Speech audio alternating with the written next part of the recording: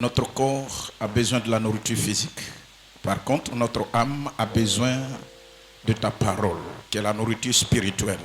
Ce matin, pendant que nous sommes en train de parler, nous nous mettons entre tes mains et nous nous disposons. Utilise-nous.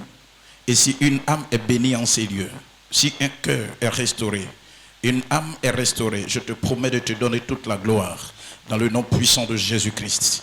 Amen. Dis Amen. Depuis le début de ce mois, nous parlons de quelque chose de très important dans la vie d'un homme de Dieu, dans la vie d'un serviteur de Dieu, dans la vie d'un enfant de Dieu, dans la vie d'un chrétien. Alléluia. Que tu sois chantre, que tu sois nouveau chrétien, que tu sois ancien chrétien, cette chose est tellement importante qu'on ne doit pas jouer avec. Il s'agit de la troisième personne de la Trinité qu'on appelle le Saint-Esprit. Alléluia. Et le premier jour qu'on était en train de parler de cela, on a parlé qu'il faut rechercher la plénitude du Saint-Esprit, c'est-à-dire chercher à être rempli complètement, être envahi par le Saint-Esprit, parce qu'une fois que quelqu'un est totalement rempli du Saint-Esprit, Dieu l'établit à des dimensions supérieures. Alléluia. Alléluia. Et donc, vous allez voir que dans la Bible, les rois, avant de gouverner, ils passent par ce processus. Et vous allez voir que dans la Bible également, tout ce qu'on appelle les prophètes, avant de pouvoir prophétiser, ils passent par ce processus de la plénitude du Saint-Esprit. Donc vous allez voir qu'en tant qu'enfant de Dieu, en tant que serviteur de Dieu, en tant que disciple, en tant que lévite, en tant que diacre, en tant que chrétien simple, pour que tu puisses atteindre un certain niveau de marche dans la vie chrétienne, il est important pour toi de rechercher la plénitude du Saint-Esprit, sans laquelle il y a certains buts que tu ne pourras pas atteindre, il y a certains objectifs que tu ne pourras pas atteindre. Alléluia. Donc il est important que toi et moi, ça soit une priorité pour nous, la recherche de la plénitude du Saint-Esprit. Alléluia. Et le jour qui a suivi, pour ne pas dire le dimanche qui a suivi, on s'est demandé, mais comment faire pour recevoir le Saint-Esprit? Si c'est aussi très important, plusieurs personnes, ils ont 15 ans de conversion, mais souvent ils se posent la question de savoir comment on fait pour recevoir le Saint-Esprit. Alléluia. Il y a plusieurs façons, il y a plusieurs attitudes. Parce que l'attitude que Élisée a eue vis-à-vis de son maître Élie, c'est différent de l'attitude que Monsieur Pierre a eue vis-à-vis de Jésus. Et nous avons pris l'exemple de notre Seigneur Jésus par rapport à ses disciples. Le dimanche dernier, nous nous sommes rendus compte que dans la lecture de la Bible, puisque Jésus est venu pendant qu'il exerçait le ministère, il y a plusieurs personnes qui l'ont suivi. Pendant qu'il était présent, il les envoyait deux à deux et le miracle se produisait. Il y a des choses extraordinaires qui se produisaient et à un certain moment, il leur a dit, regardez, tout ce qui vous permet de faire toutes ces choses, quand je ne serai pas là, il faut que vous ayez cette chose.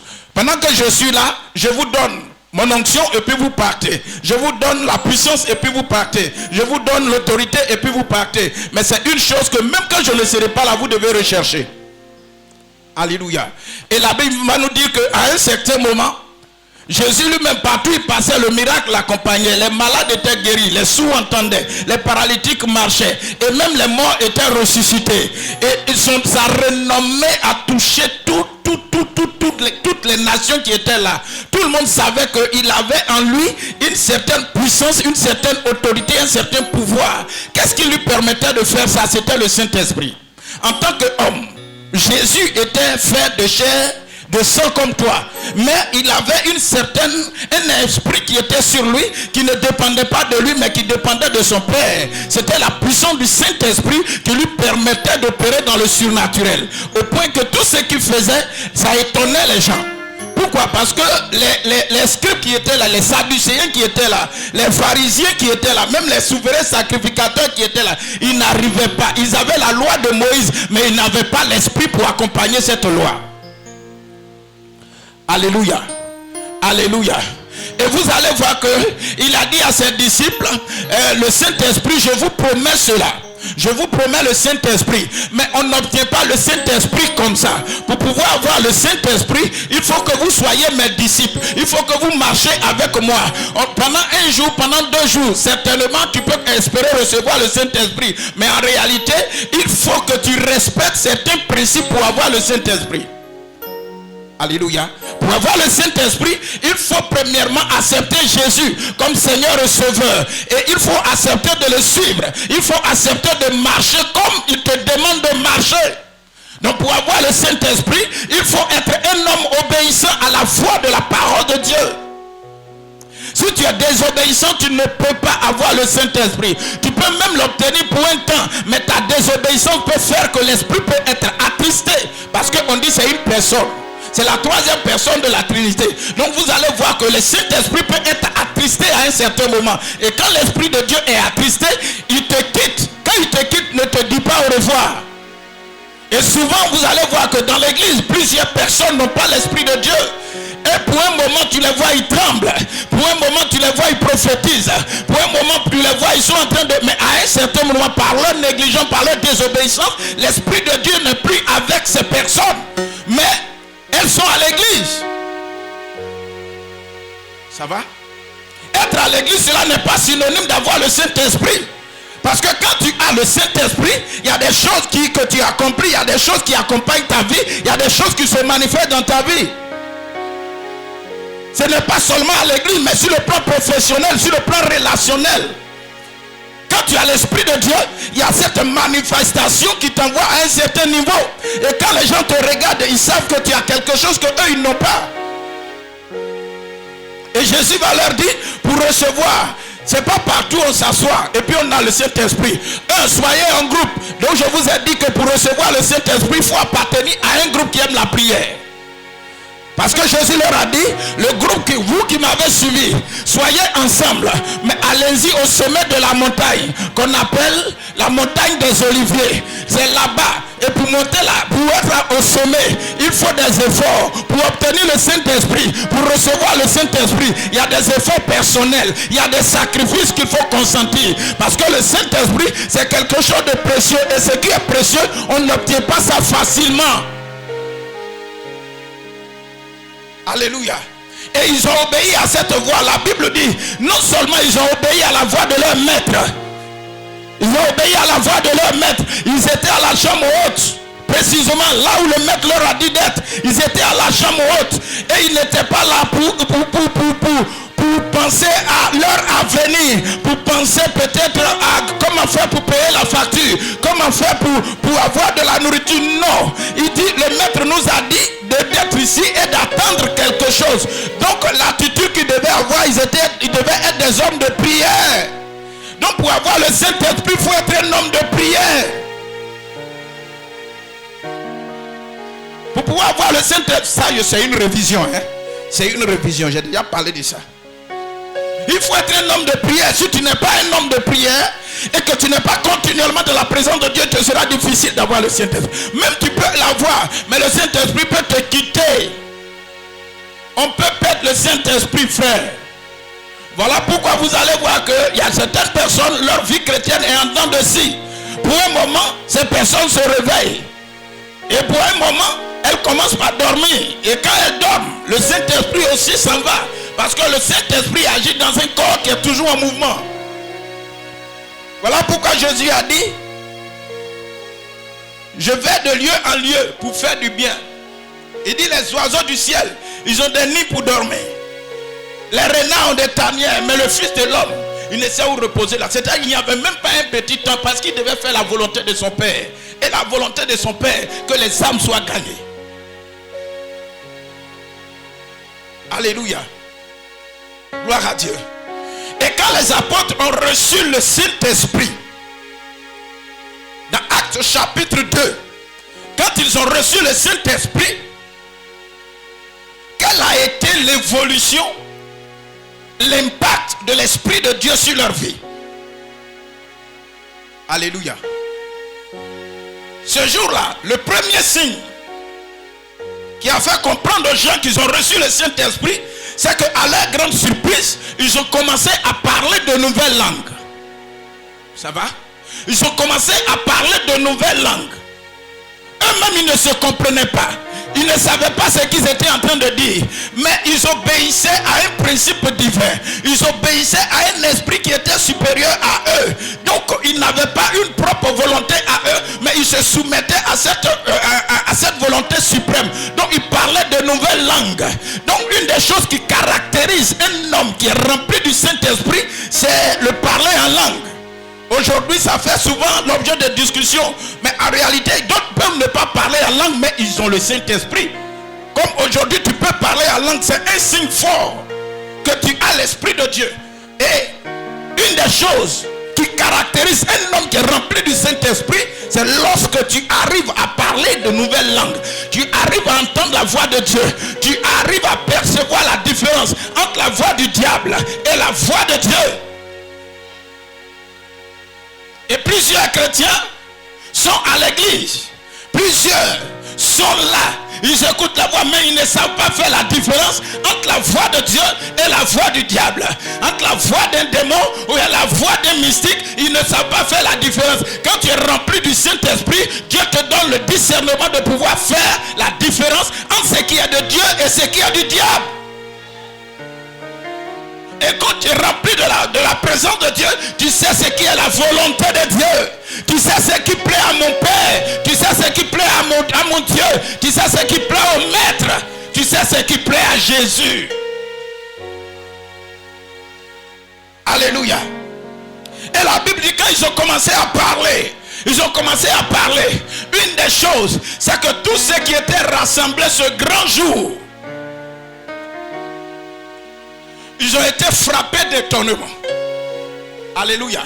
Pourquoi? Parce que ce qui se produisait dans la vie de ceux qui ont reçu le Saint-Esprit était tellement extraordinaire. Vous devez comprendre ce qui caractérise la vie de quelqu'un qui est rempli du Saint-Esprit, c'est que c'est un homme qui fait des choses extraordinaires. Amen. Et quand tu fais des choses extraordinaires, un homme naturel ne les comprend pas. Donc un homme naturel est toujours frappé d'étonnement. Vous allez voir que pour quelqu'un qui a l'Esprit de Dieu, à un certain moment, quelqu'un va te demander, qu'est-ce qui t'arrive? Comment tu as réussi à faire ça?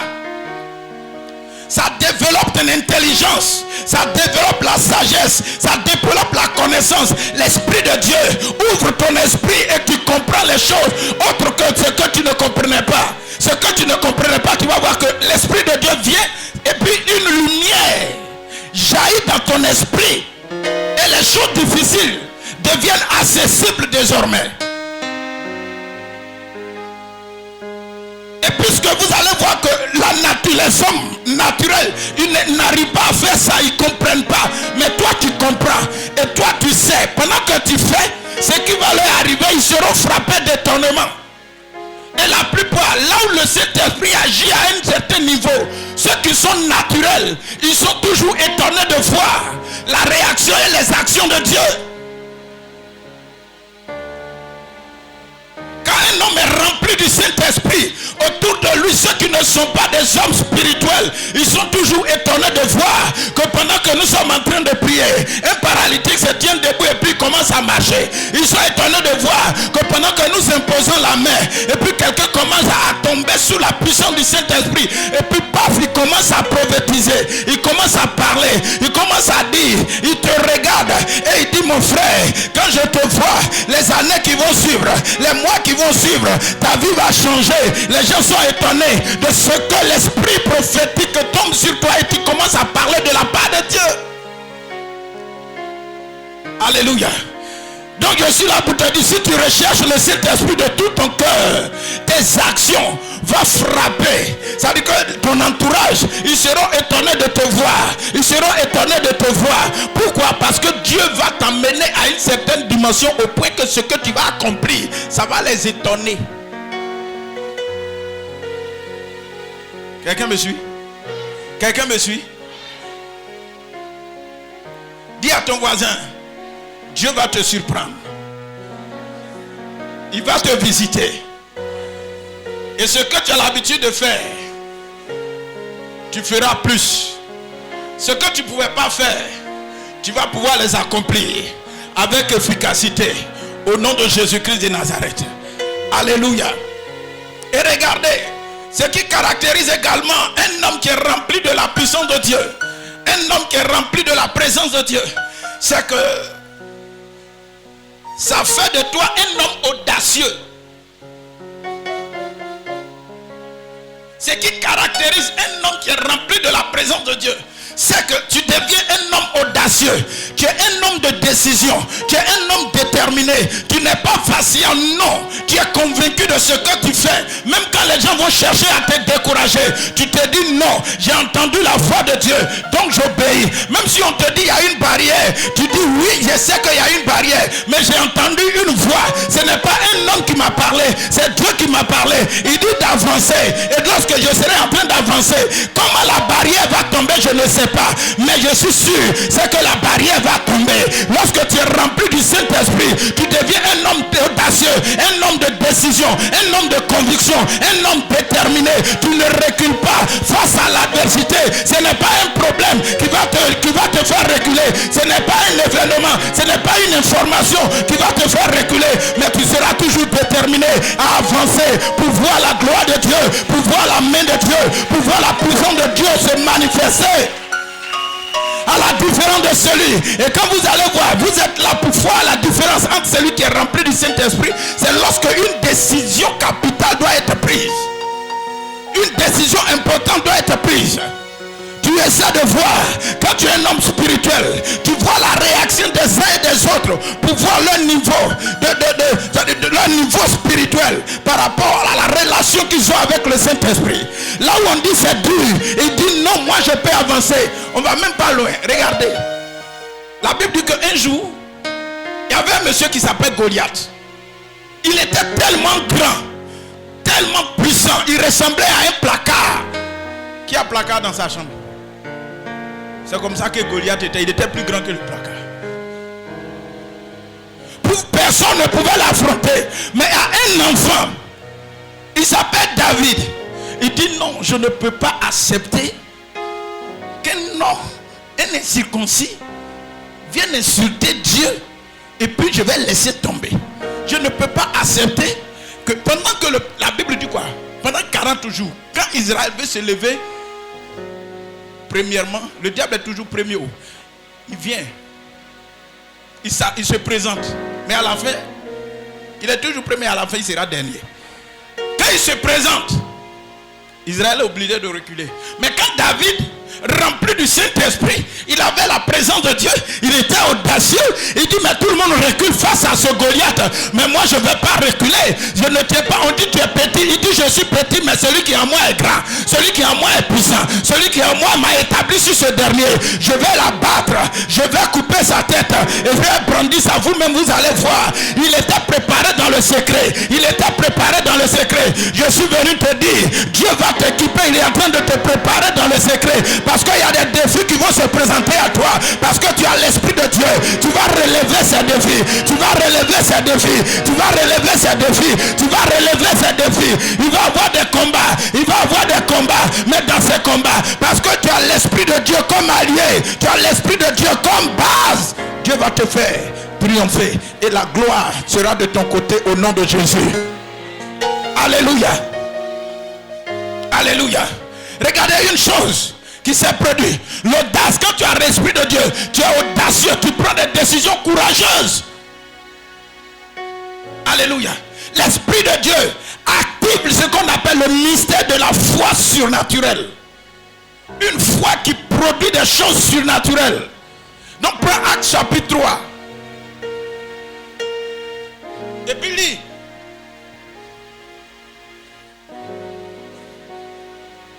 Ils étaient plusieurs. Mais voici.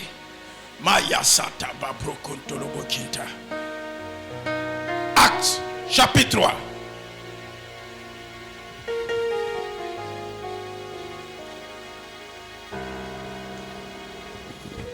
Acte 3 verset 1. Pierre et Jean montaient ensemble au temple à l'heure de la prière. Oui. C'était la 9e heure. Pierre et Jean Pierre et Jean sont des disciples du Seigneur. Ils ont marché avec Jésus pendant des années. Et ils ont suivi les conseils de leur maître. Ils ont marché avec d'autres apôtres. Mais ils étaient continuellement dans la présence de Dieu. Ils étaient à la chambre haute. Et ils ont expérimenté le parler en langue. Parce que l'Esprit de Dieu est descendu sur eux. Quand l'Esprit de Dieu est descendu sur eux, regardez ce qu'ils vont faire.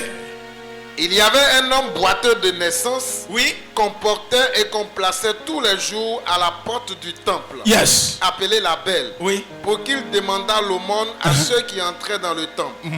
Cet homme, voyant Pierre et Jean qui allaient y entrer, leur demanda l'aumône. Oui. Pierre, de même que Jean, Oui. fixa les yeux sur lui et dit, Réponds-moi ça. verset 4, Pierre, de même que Jean, Pierre, de même que Jean, fixa les yeux sur lui, fixa les yeux sur lui et dit, regarde-nous. regarde-nous. Et il les regardait attentivement, Il les regardait attentivement. s'attendait à recevoir d'eux quelque chose. Oui. Alors Pierre lui dit, Alors Pierre lui dit, je n'ai ni argent ni or, bien-aimé, c'est pas toute chose que l'argent peut régler, c'est pas tous les problèmes que l'argent peut régler.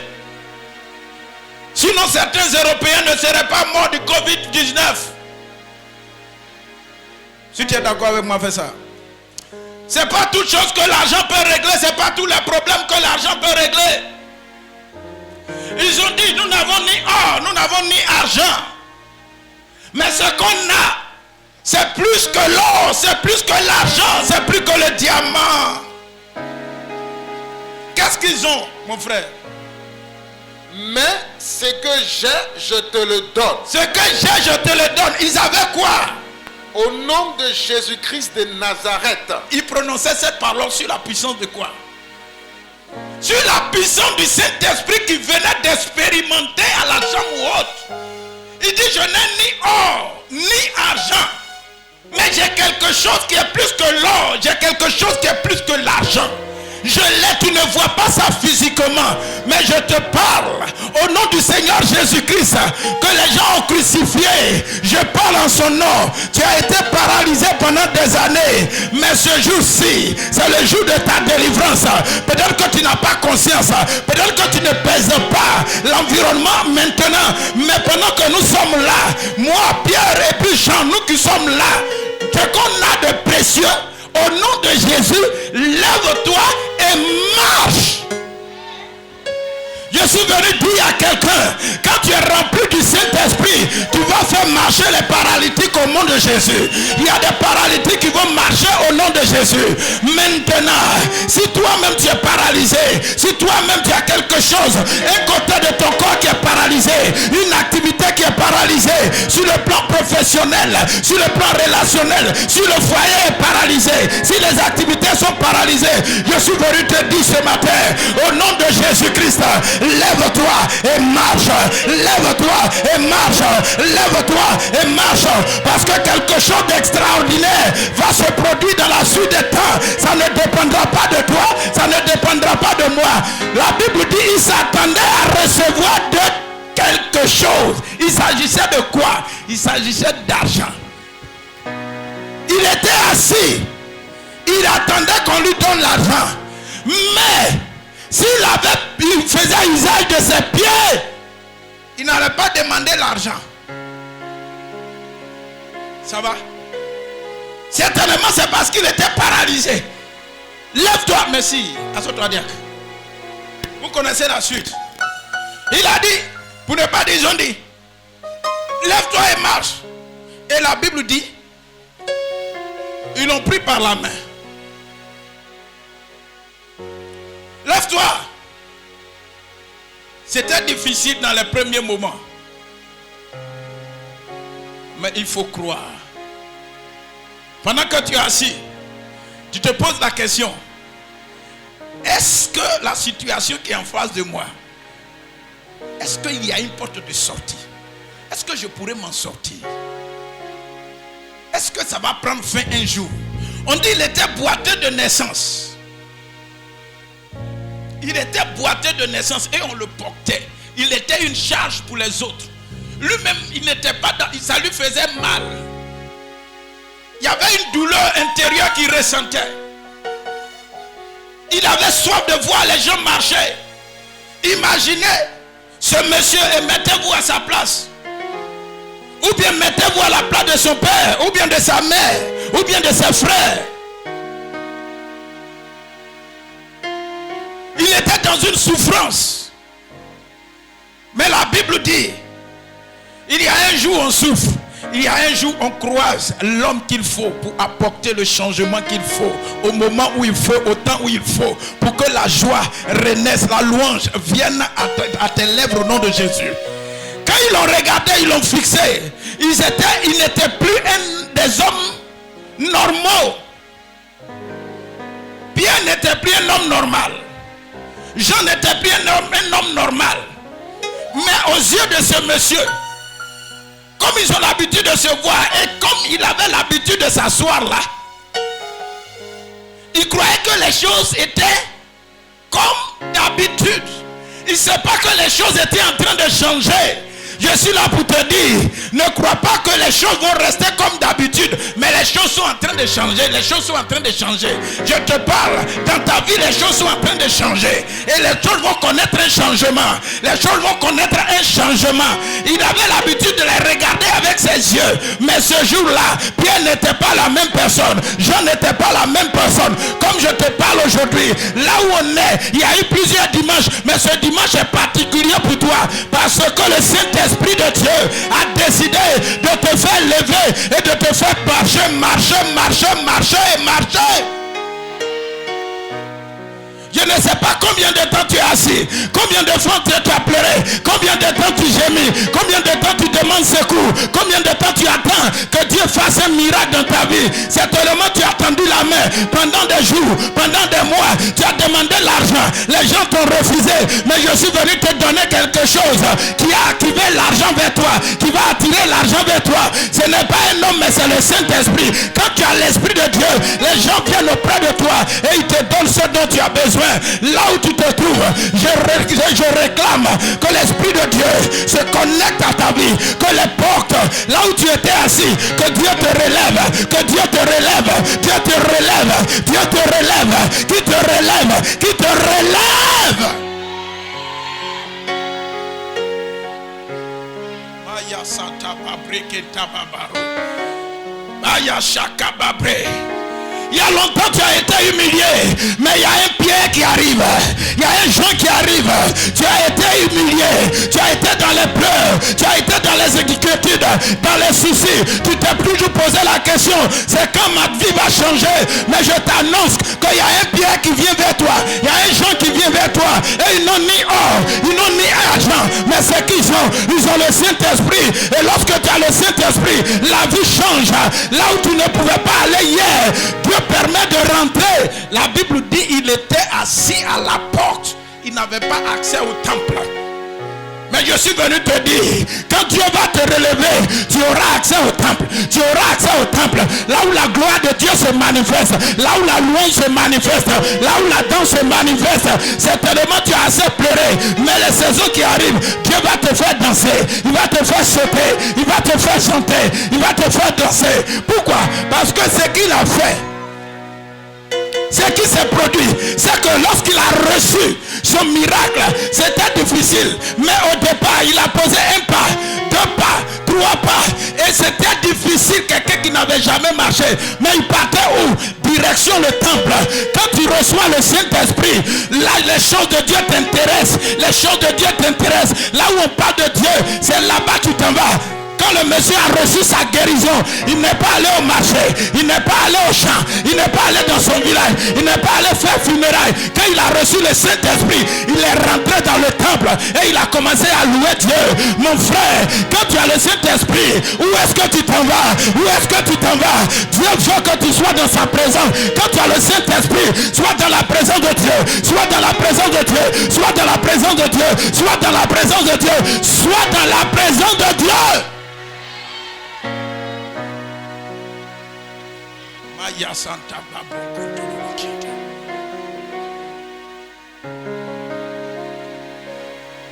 Dieu veut relever des personnes au milieu de nous.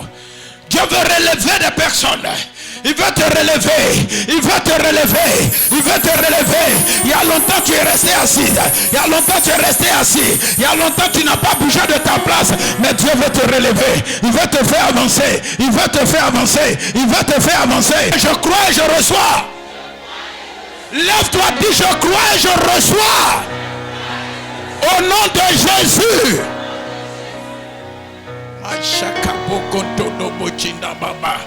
Pendant que je parle, pendant que tu es dans cette position, j'active la présence de Dieu. J'active le Saint-Esprit sur toi.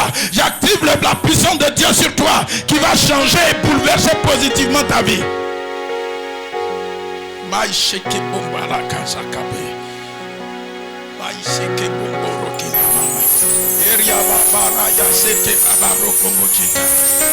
Ce n'est pas par la force de quelqu'un, ce n'est pas par l'intelligence de quelqu'un, mais la puissance de Dieu surviendra sur vous et vous serez mes témoins. Vous serez les témoins. De vos mains, les paralytiques marcheront. De vos mains, oh, pendant que je parle, quand tu as l'onction de Dieu, un des réflexes, c'est que tu commences à parler en langue. Et pendant que je parle, ta langue est déliée. Ta langue est déliée. Commence à parler en langue. Ayachakabre. Ne tiens pas compte de celui qui est à côté de toi, mais commence à parler en langue. Et pendant que tu parles en langue, le ciel s'ouvre. Le ciel s'ouvre. Et Dieu est en train de te faire marcher. Il est en train de te relever. Il est en train de te relever. Il est en train de te relever. Il est en train de te relever. Certainement tu constitues une charge pour quelqu'un. Mais Dieu